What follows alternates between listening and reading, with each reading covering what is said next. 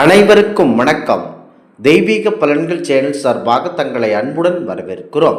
இன்று நம் காணொளியில் காண விரும்புவது ஜீவ சமாதி என்றால் என்ன என்பதை பற்றி இந்த காணொளியில் பார்க்கலாம். வாருங்கள் காணொளிக்கு செல்லலாம். மறக்காமல் ஒரு சப்ஸ்கிரைப் செய்யவும். சீவ ஜமாதி என்றால் ஜீவனை சமாதியாக்குவது என பொருள்படுகிறது. ஜீவன் என்பது ஒரு உயிர். சமாதி என்றால் கட்டிடம் என்றோ புதைத்தவர்களின் மேல் எழுப்பப்படும் கட்டுமானம் என்றோ கருத வேண்டாம். சமாதி என்பது சம் பிளஸ் ஆதி என்று பொருள்படும். அதாவது மனம் பிளஸ் ஆதி. ஆத்மாவானது உடலை அடையும் போது எவ்வளவு தூய்மையாக இருந்ததோ அதே தூய்மையை மீண்டும் பெற்று உன்னத நிலையை அடைவது என பொருள் இந்த ஜீவ சமாதிக்கு. ஒவ்வொருவரும் பிறக்கும்போது தூய்மையான ஆத்மாவாகத்தான் பிறக்கிறோம். ஆனால் வளரும்போது காலம் செல்ல செல்ல உலகம் என்னும் மாயில் சிக்கி பல பாவங்களை செய்கிறோம். ஒவ்வொரு நாளும் பாவத்தின் கணக்கை கூட்டி ஆத்மாவை அசுத்தம் செய்கிறோம்.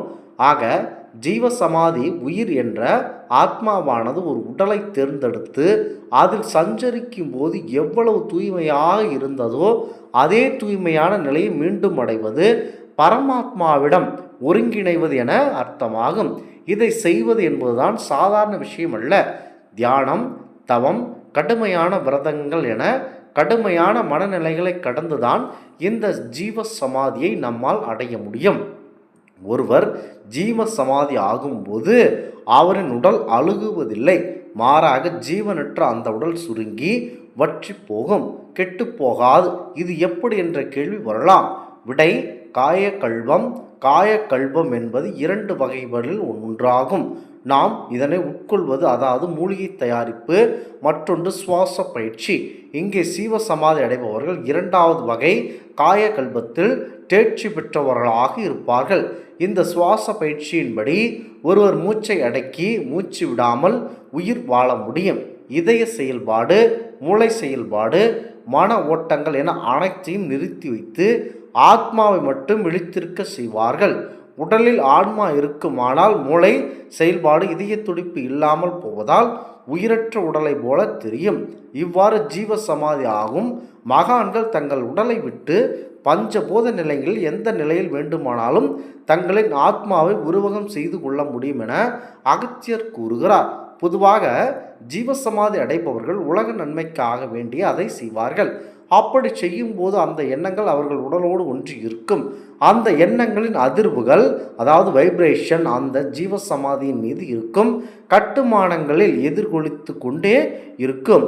நாம் அவற்றை வளம் வரும்போது அந்த அதிர்வுகளானது நம் மனதை தாக்கி அதை தூய்மை செய்து நல்ல சிந்தனைகள் நம் மனதிற்குள் விதைத்துவிடும். பல மகான்கள் ஜீவசமாதியை தேர்ந்தெடுக்க இதுவே முக்கியமான காரணமாகும்.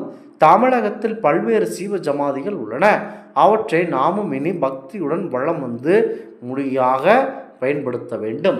முக்கியமாக ஜீவசமாதி மனிதன், அதாவது ஜீவன், ஞானிகள், யோகிகள் மற்றும் சித்தர்கள் மனதை வெல்வதற்கும் ஆத்மாவை தூய்மைப்படுத்துவதற்கும் இந்த முறையை கையாளுகிறார்கள். ஜீவசமாதி என்பது உயிருடன் இருக்கும் நிலையிலோ நடப்பதனால் இது மற்ற சாதாரணமான சமாதிகளை விட ஒரு மேலோங்கி காண்கிறது.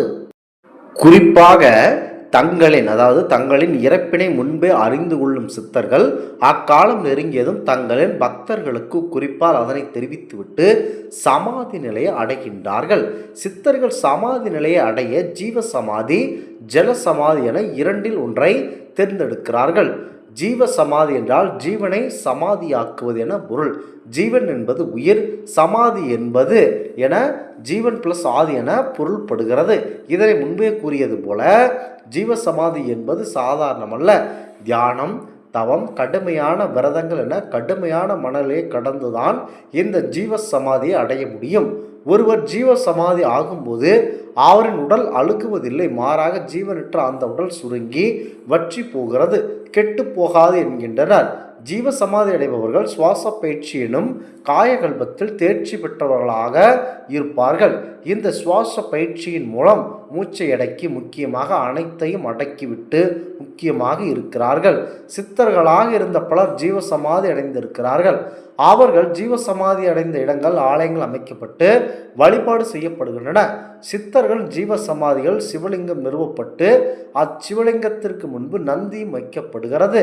18 சித்தர்களில் அகத்தியர் திருவனந்தபுரம், கொங்கணர் திருப்பதி, சுந்தரனார் மதுரை, கருவூரார், முக்கியமாக கருவூரார் அனைத்திலும் முக்கியத்துவம், திருமூலார் சிதம்பரம், தன்வந்திரி வைத்தீஸ்வரன் கோவில், கோரக்கர் பொய்யூர், குதம்பை சித்தர் மாயவரம், இடைக்காடர் திருவண்ணாமலை, ராமதேவர் அழகர்மலை, கமலமுனி திருவாரூர், சட்டைமுனி திருவரங்கம், வான்மீகர் எட்டிக்குடி, நந்திதேவர் காசி, பாம்பாட்டி சித்தர் சங்கரன் கோவில், போகர் பழனிமலை, மச்சமுனி திருப்பரங்குன்றம், பதஞ்சலி முனிவர் திருப்பட்டூர் ஆகிய இடங்களில் ஜீவசமாதி அடைந்திருக்கிறார்கள். அவர்களை மனமுருக அனைத்து மக்களும் வழிபட்டு கொண்டுதான் இன்றளவும் இருக்கிறார்கள். சித்தர்கள் தங்களின் இறப்புக்கான நேரத்தில் நீர்நிலைகள் இறங்கி தங்களை கரைத்து கொள்கின்றனர். வெகு சில சித்தர்களே நீர்நிலையில் இறங்கி ஜலசமாதி அடைந்துள்ளனர். புதுச்சேரியில் வாழ்ந்து வந்த கம்பளி சித்தர் என்பவர் 1847ஆம் ஆண்டில் சித்திரை மாதத்தில் ஜலசமாதி அடைந்துள்ளார். இவருடைய அசரீரி நீரிலிருந்து கேட்டமையால் இவர் ஜலசமாதி அடைந்து விட்டதை மக்கள் அறிந்து கொண்டார்கள். இதேபோன்று கடலூர் மாவட்டம் தென்னம்பாக்கத்தில் அழகர் சித்தர் என்பவர் ஜலசமாதி அடைந்துள்ளார். இவர் கிணற்றில் இறங்கிய பின்பு அதை கண்ட மக்கள் அவரை கிணற்றில் தேடியுள்ளனர். ஆனால் அவர் உடல் கிடைக்கவில்லை.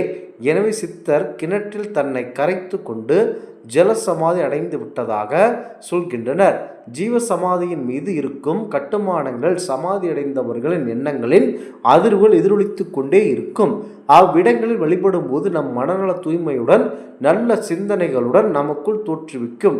அதனைத் தொடர்ந்து நம் செயல்பாடுகளும் நல்லவைகளாகவே அமையும். நல்ல பலன் கிடைக்கும் என்கிறார்கள் பெரியோர்கள்.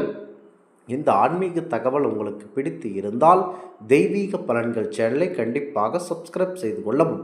மீண்டும் ஒரு நல்லதொரு காணொளியில் உங்களை சந்திக்கிறோம். நன்றி, வணக்கம்.